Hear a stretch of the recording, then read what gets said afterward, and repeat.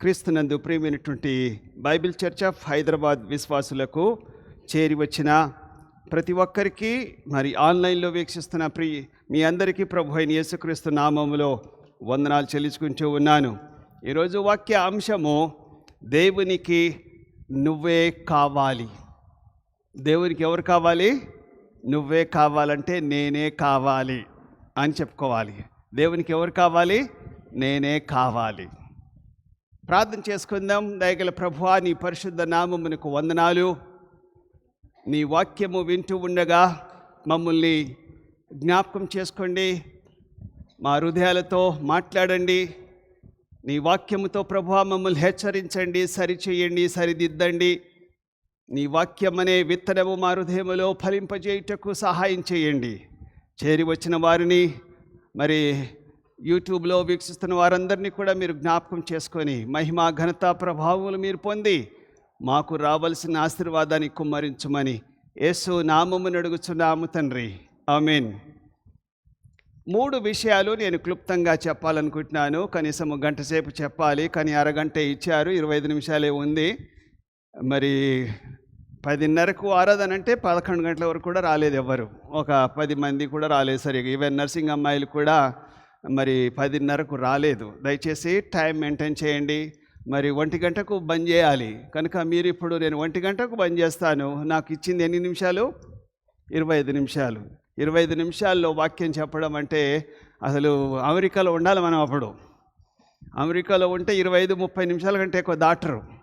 కనుక మనం అమెరికాలో లేము, మన ఇండియాలో గంటల తరబడి కూర్చోవచ్చు.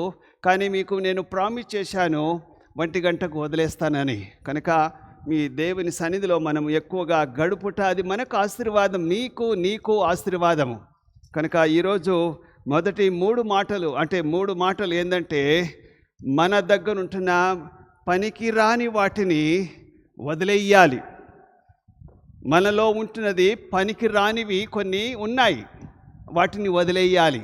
ఇక్కడ 2వ దినవృత్తాంత గ్రంథము 29వ అధ్యాయం 3, 4, 5 వచనం చూసినట్లయితే, 2వ దినవృత్తాంత గ్రంథము 3, 4, 5 వచనం చూసినట్లయితే, అతడు తన ఏలుబడి యందు మొదటి సంవత్సరమున మొదటి నెలను యెహోవా మందిరపు తలుపులను తెరిచి వాటిని బాగు చేసి యాజకులను లేవీయులను పిలువనంపి తూర్పుగానున్న రాజవీధిలో వారిని సమకూర్చి వారికి ఇలాగూ ఆజ్ఞ ఇచ్చెను, లేవీయులారా, నా మాట ఆలకించుడి. ఇప్పుడు మిమ్మును మీరు ప్రతిష్ఠించుకొని మీ పితరుల దేవుడైన యెహోవా మందిరమునకు ప్రతిష్ఠించి పరిశుద్ధ స్థలంలో నుండి నిషిద్ధ వస్తువులన్నిటినీ బయటికి కొనిపోవుడి. నిషిద్ధమైన వస్తువులన్నిటినీ కూడా బయటికి తీసేయండి. పనికి రాని వస్తువులన్నిటినీ, మొదటి పాయింట్ ఏంటంటే పనికి రాని దానిని బయటికి పారేయండి. మొదటి నెల మొదటి సంవత్సరంలో హిజ్కియా రాజు మందిరాన్ని శుభ్రం చేసుకోమన్నాడు. దేవుని దేవాలయాన్ని శుభ్రం చేసుకొని పనికి రాని వాటిని బయటికి పారేయండి అన్నాడు. ఎవరిని? యాజకులను. యాజకులు, అందులో ఉంటవారు, పనివారు ఏం చేశారంటే దేవాలయంలో ఉంటున్న పనికి రాని వస్తువులన్నిటినీ కూడా బయటికి పారవేస్తూ ఉంటారు. పారవేశారు. మన ఇంట్లో కూడా ముసలోళ్ళు అంటే లేడీస్ ముఖ్యంగా ఏ వస్తువులను కూడా పారేయరు. 50-100 సంవత్సరాలది ఉన్నా కూడా అది మాకు గుర్తుగా ఉండాలి అని చెప్పి పేపర్తో సహా, చిత్తు కాగితాలతో సహా, ప్లాస్టిక్ డబ్బాలు, ప్లాస్టిక్ పేపర్లు, కొన్ని పాత వస్తువులు ఇంటి నిండా పెట్టుకుంటారు. నేను గమనించాను చాలా ఇళ్లలో, మీ ఇళ్లలో మీకు తెలుసు, పాత పనికి రాని వస్తువులన్నిటినీ కూడా మీరు దాచిపెడుతూ ఉంటారు. పనికి వస్తుందిలే ఎప్పుడన్నా అని. పనికి రాదు కానీ దాచిపెడుతూ ఉంటారు. నాకంటే ఎక్కువగా అమ్మగారు క్లీన్ చేస్తూ ఉంటుంది మా ఇల్లుని. నేనన్నా కొన్నిసార్లు ఇది పనికి వస్తుందేమోనని పెట్టుకుంటాను, కానీ ఏం పనికి వస్తుంది, పడై, ఇది తీసేయి, అది తీసేయి అని చెప్పి మొత్తం బీరో కూడా ఖాళీ చేస్తుంది. అంటే నేను ఎందుకు అంటున్నానంటే, పాతవి పెట్టుకోవడం వల్ల అది మనకు అది రోత, అది అనారోగ్యం. ఇన్నర్సు 3-4 నెలల కంటే ఎక్కువ వాడొద్దు అని చెప్పి పారేస్తూ ఉంటుంది. ఒక్కోసారి నాకు కలుక్కుమంటుంది. ప్యాంట్ చొక్కాలు ఉంచుకోగాని ఇన్నర్స్ మాత్రం వెంటనే బయటికి పారేయి. 3 నెలలు 4 నెలలు 6 నెలల కంటే ఎక్కువగా వాడొద్దు, అది మంచిది కాదు ఆమె నర్సు. కనుక కొన్ని పారేయలేకపోతూ ఉంటాం మనం. వస్తువులనే కాదు, కొన్ని విషయాలలో కూడా కొన్ని మానలేకపోతూ ఉంటాం, వదలలేకపోతూ ఉంటాం. కనుక మనము పారేయాలి. హిజ్కియా రాజు ఏమంటున్నాడు, దేవాలయంలో ఉంటున్న నిషిద్ధమైనవి అంటే పనికి రానటువంటివి బయటికి పారేయండి అని యాజకులకు ఆజ్ఞ ఇస్తే వాళ్ళన్నీ కూడా బయటికి పారేశారు. మరి ఇప్పుడు న్యూ టెస్టిమెంట్ ప్రకారంగా ఓల్డ్ టెస్టిమెంట్లోనైతే దేవాలయాన్ని శుభ్రం చేస్తున్నారు. మరి న్యూ టెస్టిమెంట్లో ఇదే మన ఏందిది? దేహమే మన దేవాలయము. ఇందులో నివసించేది పరిశుద్ధాత్మ దేవుడు. ఈ దేహములో పరిశుద్ధాత్మ దేవుడు నివసిస్తాడు. కనుక మీరు ఇందులో పనికి రాని కొన్ని ఉన్నాయి, ఇందులో పనికి రానివి కొన్ని ఉన్నాయి, అవి తీసేయాలి. ఏమున్నాయి పనికి రానివి? చాలా ఉన్నాయి మన దేహంలో, చాలా ఉన్నాయి. ఈ దేహాన్ని పవిత్రంగా పరిశుభ్రంగా ఉంచుకోవాలి. ఇందులో నిషిద్ధమైనవి పనికి రానివి ఏందో పనికి రానివి 4 విషయాలు చూసుకుందాం. ఎందుకంటే 1 కొరింథీ 6:19 చూసినట్లయితే, మీ దేహము దేవుని ఆలయము, మీకు అనుగ్రహింపబడి ఉన్నదని, మీలో ఉన్న పరిశుద్ధాత్మకు ఆలయమై ఉన్నారని మీరు ఎరుగురగా. ఈ యొక్క సంవత్సరంలో ఈ ఆలయాన్ని మనం శుభ్రం చేసుకోవాలి. ఓల్డ్ టెస్టిమెంట్లో ఆలయము దేవాలయము, యెరూషలేములో కట్టబడిన మరి సొలొమోను కట్టించిన దేవాలయాన్ని నిషిద్ధపరచబడిన వస్తువులన్నిటి కూడా బయటికి పారేయండి. ఇది చెత్త, ఈ చెత్త తీసేయండి అని చెప్పి పారేయాలి. నేను చెప్పాను కదా, ఎగ్జాంపుల్గా మన ఇంట్లో కూడా చాలా చెత్త ఉంటుంది. అన్నిటినీ మూటగట్టి లోపల పెడుతూ ఉంటాం.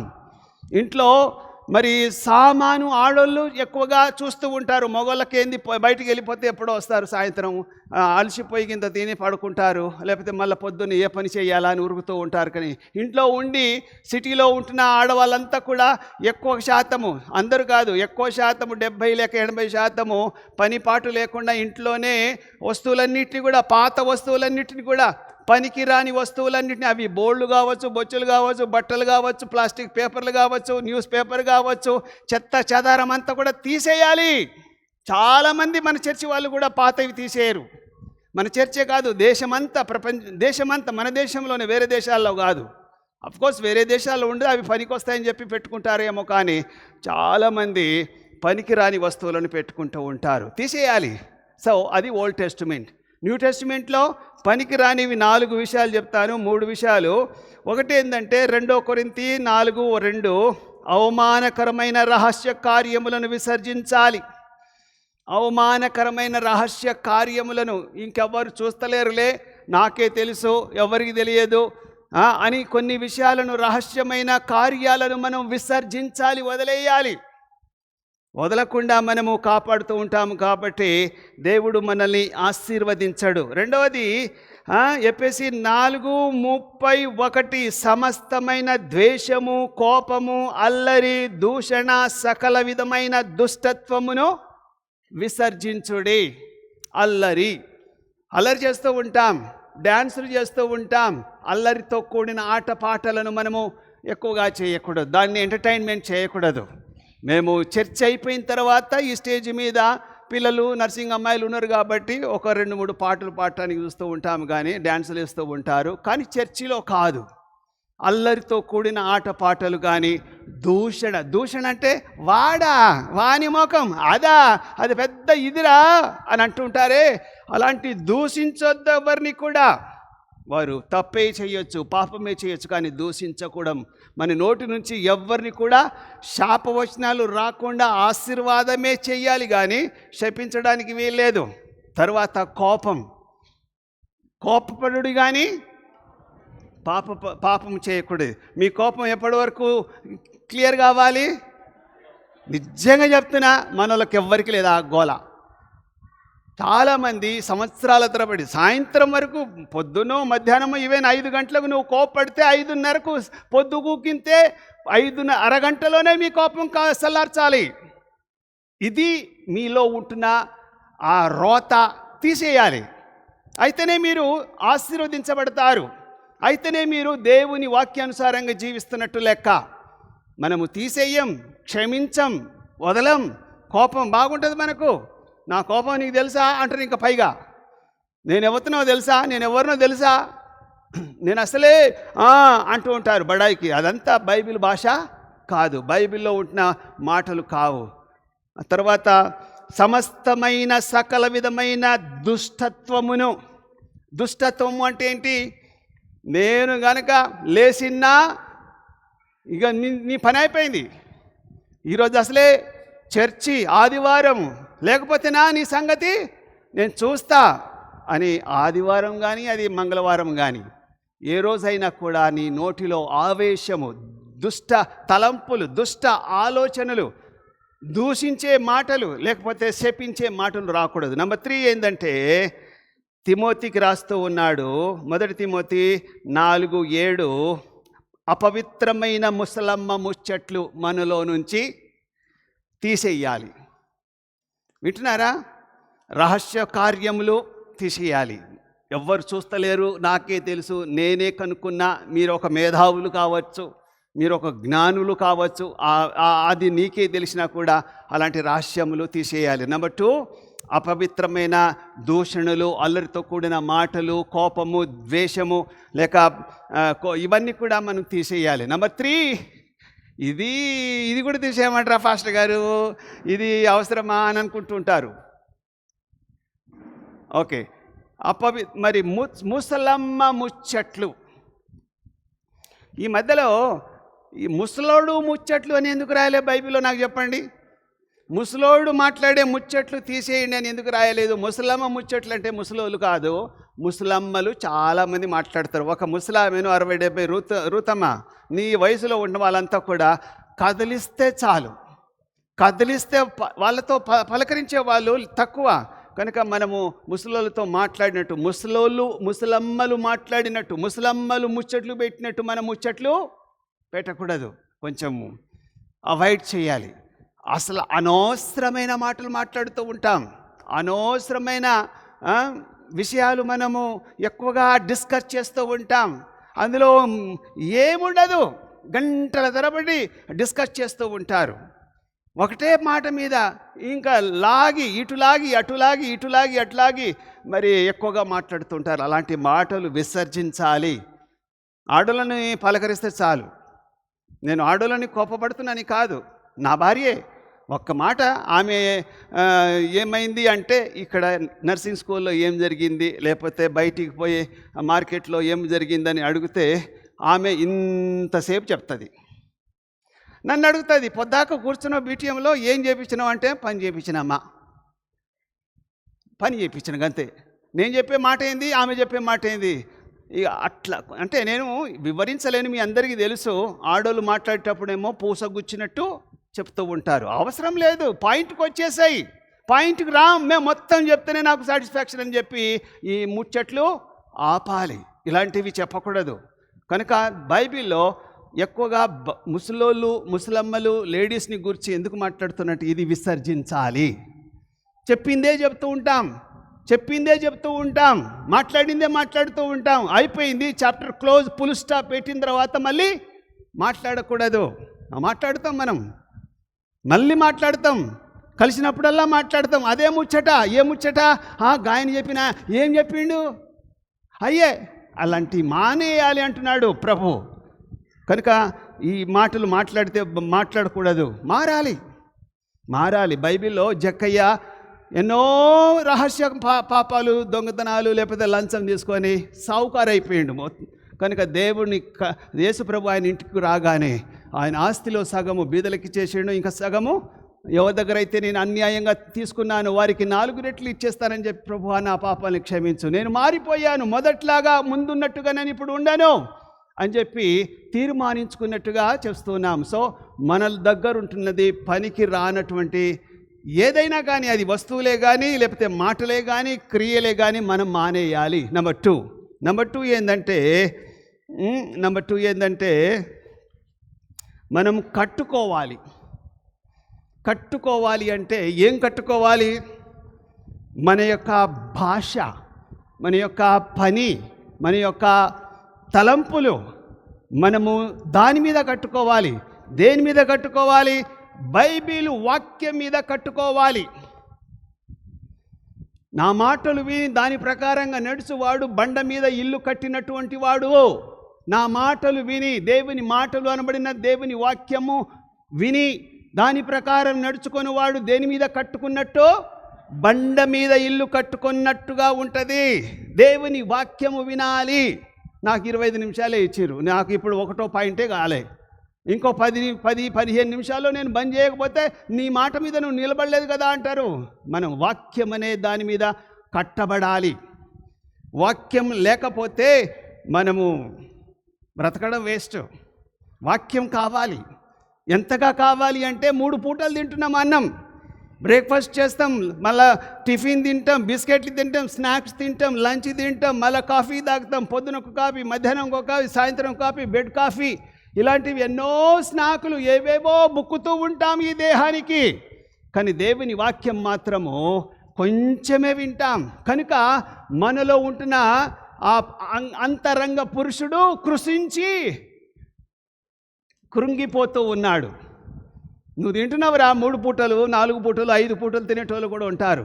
మరి నా సంగతి ఏంది అంటాడు అంతరంగ పురుషుడు. అంతరంగ పురుషునికి ఆత్మకు మనం ఆహారం ఇవ్వక, దేవుని వాక్యాన్ని మనం చదవక, వినక మనము సరి అయిన ఇల్లు కట్టుకోలేకపోతూ ఉన్నాం. దేవుని మాటలు మనం వినాలి. మత్తయి సువార్త 7వ అధ్యాయం 24వ వచనం చూసినట్లయితే, నా మాటలు విని వాటి చొప్పున చేయు ప్రతివాడు బండ మీద తన ఇల్లు కట్టుకొనిన బుద్ధిమంతుని వలె ఉన్నాడు. నిన్ను, నీ జీవితాన్ని ప్రభు వాక్యంపై కట్టుకోవాలి. ప్రభు వాక్యంపై కట్టుకోవాలి. వాక్యము మీ హృదయంలో ఉండాలి.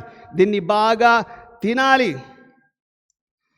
తర్వాత 1 తెస్సలోనికీయులకు రాసిన పత్రిక 5వ అధ్యాయం 14వ వచనం, అక్రమముగా నడుచుకుని వారికి బుద్ధి చెప్పండి, ధైర్యం చెడిన వారిని ధైర్యపరచండి, బలహీనులను ఊతమియ్యుడి, అందరి ఎడల దీర్ఘశాంతము గలవారై ఉండండి. బలహీనులను బలపరచండి, అందరి పట్ల దీర్ఘశాంతము. అరే నీకు కోపం రాదా? అరే నీకు అసలు కోపమే రాదా? ఎప్పుడు నవ్వుతూ ఉంటారు, ఎప్పుడు నువ్వు అలాగనే ఉంటావు. కొందరికి కోపము, వాళ్ళు బీపీ ఉంటే బీపీని ఇంట్లో పెట్టుకో, మంది మీద చూపించడానికి కాదు. చాలాసార్లు మనం కోపడుతుంటాం. ఎందుకు అంటే మనకు సహనం లేక, దీర్ఘశాంతం లేక, ఎదురు వాళ్ళు చెప్పే వాటి విషయంలో, అరే నేను ఆడదాన్ని అనుకుంటున్నావా? గాజులేసుకున్నానా? చీర కట్టుకున్నానా? నేను మొగోన్ని, మూతి మీద మీసాలు ఉన్నాయని చెప్పి మనం ఎగిరెగిరి పడుతూ ఉంటాం. దీర్ఘశాంతము లేదు, ఆలోచన శక్తి లేదు. ప్రతి చిన్నదానికి మనం గొడవ పడుతూ ఉంటాం. అదే దేవుని వాక్యము మన హృదయంలో ఉంటే అవన్నీ కూడా అణిగిపోతాయి. దేవుని వాక్యము మన హృదయంలో లేకపోతే, దేవుని వాక్యంపై మనం కట్టుకోకపోతే మన ఇల్లు కూలిపోతుంది, మన జీవితం కూలిపోతుంది. నేను ఎవ్వరి మాటలు వినను, దేవుడు దిగి వచ్చినా కూడా నేను విననని చెప్పి కొంతమంది మొండోళ్ళు ఉన్నారు. అలాంటి వారు కూడా మరి మారరు. వాళ్ళు దేని మీద ఇల్లు కట్టుకుంటున్నట్టు? ఇసుక మీద ఇల్లు కట్టుకుంటున్నట్టు. ఎన్నోసార్లు చెప్పినా కూడా చెప్పి వినకపోతే చివరికి నాశనం అయిపోతారు.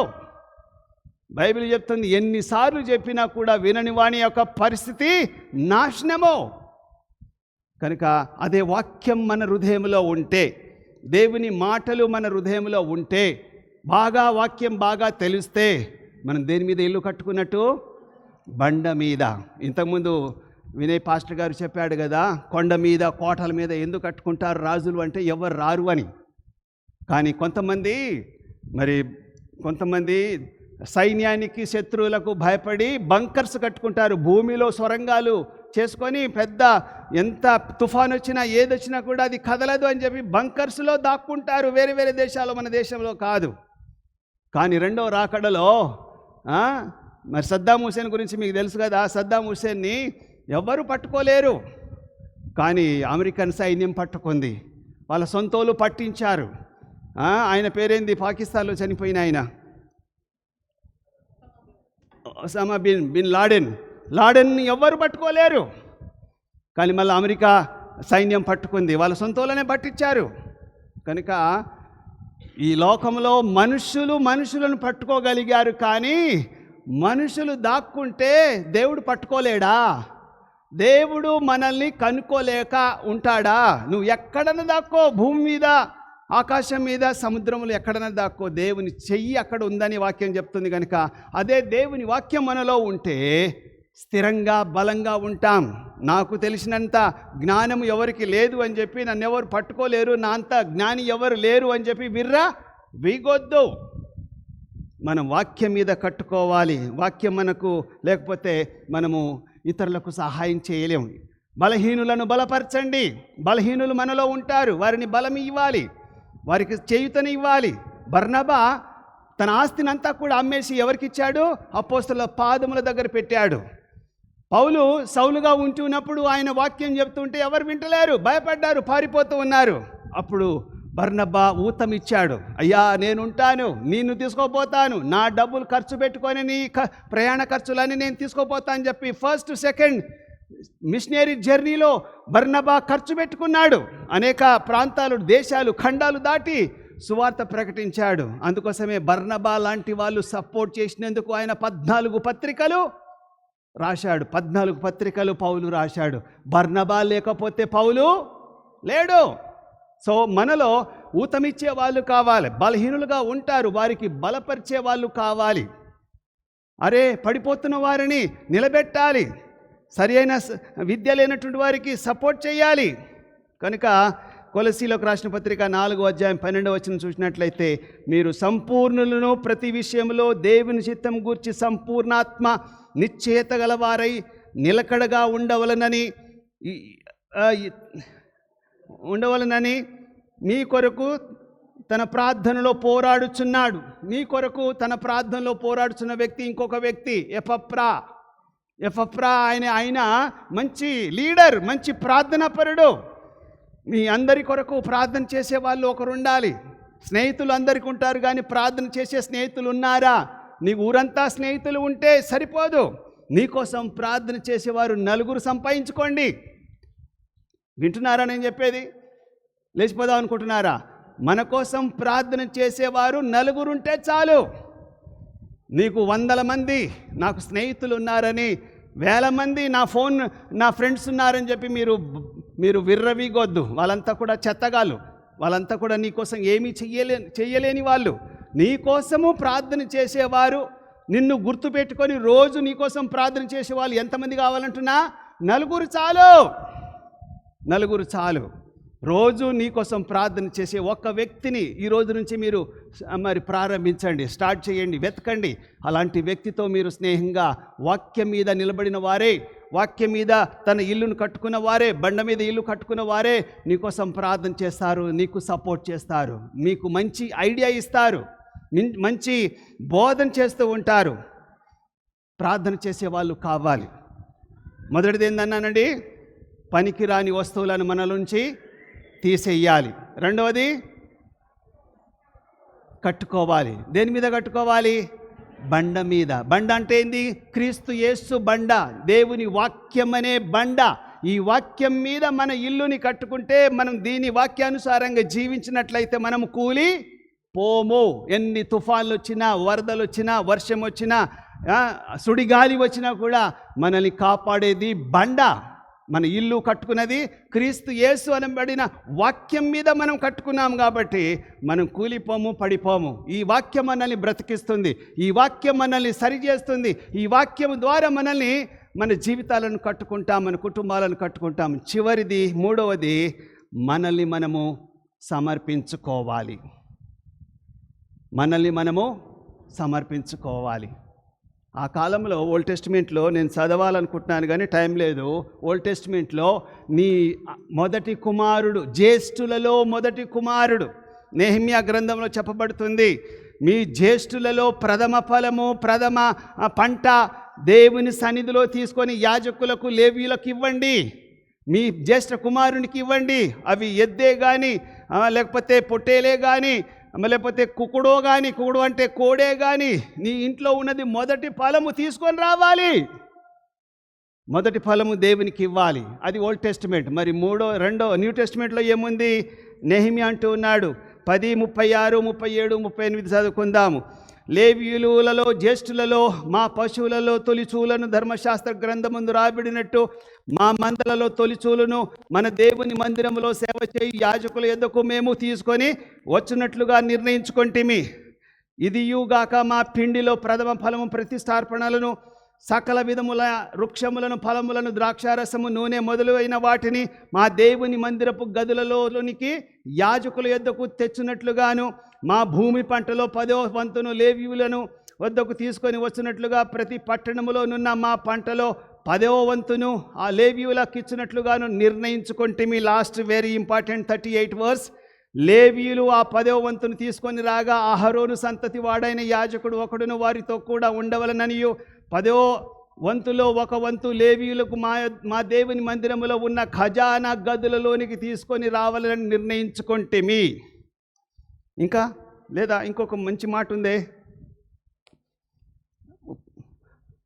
ఇది ఇశ్రాయేలు లేవీయులను ధాన్యములను క్రొత్త ద్రాక్షారసము నూనెను తేగ సేవ చేయు యాజకులను ద్వారా పాలకులను గాను గాయకులను గాను వాటిని తీసుకొని ప్రతిష్ఠితములను ఉపకరణములుండు మందిరపు గదులలో ఉంచవలను. లాస్ట్ అందరు చదవండి. మా దేవుని మందిరమును మేము విడిచిపెట్టము. ఇవన్నీ దశమ భాగములు, ప్రథమ ఫలములు, ప్రథమ పంట దేవునికి ఇవ్వాలి. అది ఓల్డ్ టెస్టిమెంట్. అంతేకాదు మేము దేవుని మందిరానికి వస్తాము విడిచిపెట్టము అని ప్రామిస్ చేశారు. ఆ రోజు రాకపోతే పరిస్థితి ఏంటి చెప్పండి? ధర్మశాస్త్ర ప్రకారంగా రాళ్లతో కొట్టి చంపాలి. ఎక్కడైనా ఉందండి ఇప్పుడు న్యూ టెస్టిమెంట్లో? కానీ న్యూ టెస్టిమెంట్లో దేవుని సేవ చేయడానికి మీ జ్యేష్ఠ కుమారునికి ఈరోజు ఇస్తలేరు. ఈరోజు తల్లిదండ్రులు ఇంజనీర్ కావాలా, డాక్టర్ కావాలా, ఐఐటి కావాలా, ఏదేదో ఐఏఎస్ ఆఫీసర్ కావాలా, ఐపీఎస్ చదవాలా అని చెప్పి ఫస్ట్ గ్రేడ్, సెకండ్ గ్రేడ్ ఆ గ్రేడ్లు చదివించి దేవుని సేవకు ఇవ్వకుండా, దేవుని సేవను సమర్పించుకోకుండా ఉన్న కుటుంబాలు చాలామంది ఉన్నారు. మీ పిల్లలను దేవునికి సజీవంగా అర్పించండి. 10th ఫెయిల్ అయితేనో, పనికి రాని వాడినైతేనో కాదో. వినయని మేము సమర్పించుకున్నాం 40 సంవత్సరాల ముందే. మేము ప్రార్థన చేశాం, ప్రభువా ఈ బిడ్డ నీ కోసమే అని చెప్పి. లేకపోతే ఆయన MBA ఎప్పుడో ఉస్మానియాలో టాప్, పెద్ద ఇంత ప్రైజ్ వచ్చింది, టాపర్ వాడు మన ఉస్మానియాలో. ఢిల్లీకి, బాంబేకు ఆయనకు అప్లికేషన్ ఏమంటారు దాన్ని, ప్లేస్మెంట్ వచ్చింది. అంటే పోడు కానీ చూపించాడు, డాడీ నన్ను అక్కడిక్కడ వస్తుందని చెప్పి వాళ్ళ మమ్మీతో మాట్లాడిండు. నేను ఏమంటున్నానంటే వాడు సేవకుడు, సమర్పించాం. ఈనాడు పిల్లలు ఉన్నారు కానీ ఏ కోర్సు చదివి ఎంత డబ్బు సంపాదించాలి, ఎంత పేరు ప్రఖ్యాతులు సంపాదించాలని తల్లిదండ్రులు చూస్తారు. కానీ నా కుమారుని, నా కుమార్తెను దేవుని సేవకు ఇవ్వాలి అని చెప్పేటోళ్ళు లేరు. న్యూ టెస్టిమెంట్ ప్రకారంగా మన పిల్లలను దేవునికి సమర్పించాలి. మనలను మనము దేవునికి అర్పించుకోవాలి. దేవునికి నువ్వు కావాలి. నీ దశమ భాగములు కాదు, నీ అర్పణములు కాదు, నీ బంగారము కాదు, దేవునికి నువ్వే కావాలి. దేవునికి నేనే కావాలి అని కోరుకుంటూ ఉన్నాడు. నేను ఎలాగో వృద్ధుణ్ణి అవుతున్నాను ప్రభువా, ఇదిగో నా కొడుకు బేటా ప్రార్థన చేస్తున్నాను నీకోసము, కూతురును ఇయ్యొచ్చు. లేడీస్ సేవ చెయ్యరని కాదు, పరిచర్యలో ఉండరని కాదు. కూతురైనా కుమారులైనా, నీకు 4 పిల్లలైతే 4 పిల్లల్ని దేవునికి ఇవ్వాలి. 4 పిల్లల్ని మీ కుటుంబం అంతా కూడా దేవుని సేవలో వాడబడాలి. మనం ఆదివారం కూడా ఒక కుర్చీ ఎత్తమే, ఒక కార్పెట్ ఎత్తమే. ఇంకా పిల్లలు ఎక్కడి నుంచి చేస్తాం? మనం పిల్లలకి ఎక్కడ సాయం చేస్తాం? ఎక్కడ కోర్సు జరుగుతుందా ఫారెన్ పంపిస్తూ ఉంటాం. నా పిల్లలు 3 ఫారెన్ పోయారు. 3కి నేను అమెరికాలో సెటిల్ అయ్యే వాళ్ళం 2000 బిఫోర్. ఎప్పుడో మేము అమెరికాలో సిటిజన్షిప్ చేసుకునే వాళ్ళం, అందరికీ పౌరసత్వం వచ్చేది. కానీ మా హృదయం అంతా కూడా భారతదేశం రావాలి, భారతదేశంలో పరిచర్య చేయాలి. దేవుడు వాడుకుంటాడు, ఈ దేశాన్ని దీవిస్తాడు. ఈ దేశంలో ఉన్న ప్రజల కోసం మేము ఒక్క ఆత్మ నశించిపోకుండా. యేసుక్రీస్తు ప్రభు ఎందుకు ఆలస్యం చేస్తున్నాడు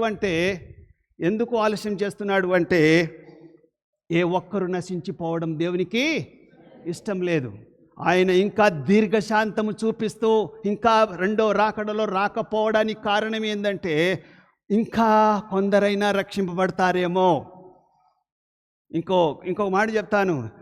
ప్రకటన గ్రంథం 7వ అధ్యాయంలో చాలామంది హతసాక్షులు అవుతూ ఉన్నారు. చాలామంది చచ్చిపోతున్నారు. ప్రభువా నువ్వు ఎప్పుడు వస్తావు, ఇంకా రావా, ఇంతమంది చచ్చిపోతుంటే, ఇంకా ఇంతమంది చచ్చిపోతుంటే, ఇంతమంది ఈ దేశపు నాయకులు నరుకుతూ ఉంటే నువ్వు రా అని చెప్పి ఏడుస్తూ ఉంటారు. అప్పుడు యేసు ప్రభు ఏమంటాడు తెలుసా? ఇంకా కొంతమంది చావాలి నా కోసం. వింటున్నారా? ఇంకా కొంతమంది చావాలి, హతసాక్షులు కావాలి. దేవునికి ఇష్టమా హతసాక్షులు అవ్వడం? ఎస్, ఆయన బిడ్డలు సేవకులు ఈ లోకంలో హతసాక్షులు అవ్వడానికి యేసుక్రీస్తు ప్రభుకు ఇష్టమే. ఎందుకు? హతసాక్షులైతేనే చాలామంది రక్షణలో వస్తారు. జాగ్రత్త వినండి. ఎవరైతే ఫర్ ఎగ్జాంపుల్ ఆ అబ్బాయి మొన్న పాస్టర్ గారు చనిపోయిన తర్వాత పగడాల ప్రవీణ్ గారు హతసాక్షి అయినప్పుడు, చచ్చిపోయినప్పుడు దేశమంతా, లేకపోతే మన 2 రాష్ట్రాల్లో ఉన్న తెలుగు ప్రజలంతా కూడా ఒక ఉద్యమం వచ్చింది. హతసాక్షులైతే చాలామంది లేస్తారు. ఒక వ్యక్తి ఎట్లాగో చస్తాడు, ఎట్లాగో మనం చస్తాం. కానీ హతసాక్షి అయితే 10 మంది, 50 మంది, 100 మంది లేస్తారు. మీరు జాగ్రత్తగా చదవండి. రెవల్యూషన్ 7 చాప్టర్ 8 చాప్టర్ చదువుతూ ఉంటే, ప్రభువా ఇంతమందిని ఈ మహాశ్రమలలో వీడు చంపుతూ ఉంటే నువ్వు రా అంటే నా లెక్క సరిపోలేదు. ఇంకా కొంతమంది, వింటున్నారా, ఇంకో కొంతమంది హతసాక్షులు కావాలి. అప్పుడు నేను వస్తా అంటే ఈ దేహంతో మనం చచ్చిపోయినా పర్వాలేదు, కానీ ఒకసారి ఎట్లాగో అయినా చచ్చిపోతాం. కానీ నిత్య నరకానికి దుష్టులు పోతారేమో.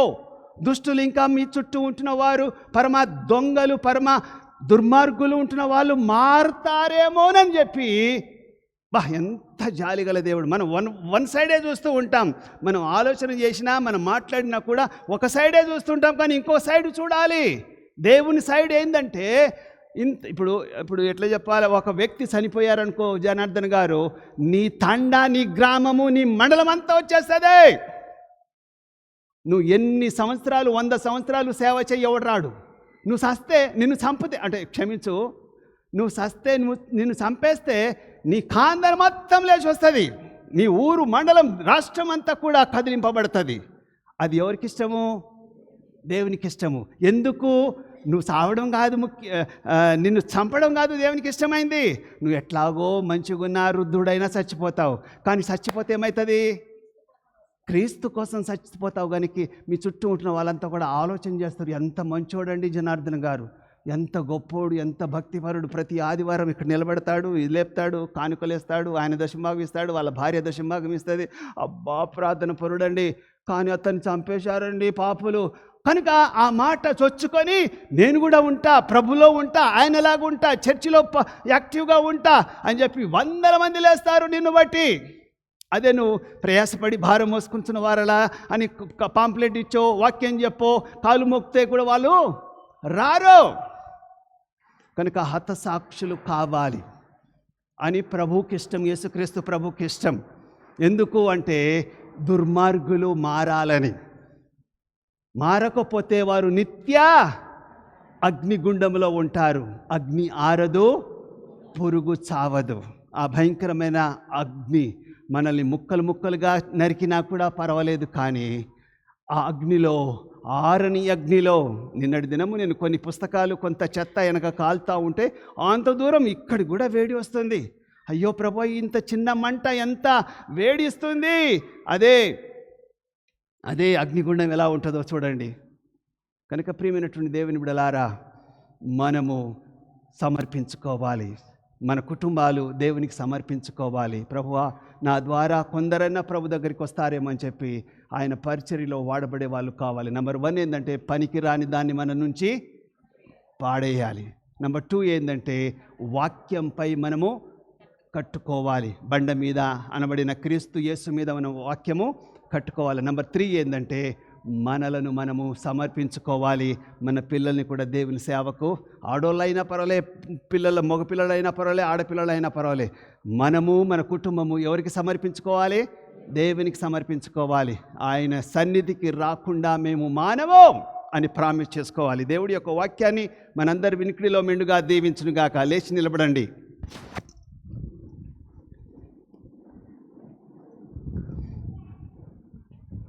మమ్మల్ని మిక్కిలిగా ప్రేమించిన మా ప్రియ పరలోకపు రాజా, నీ పరిశుద్ధ నామమునకు వందనాలు, స్తోత్రములు.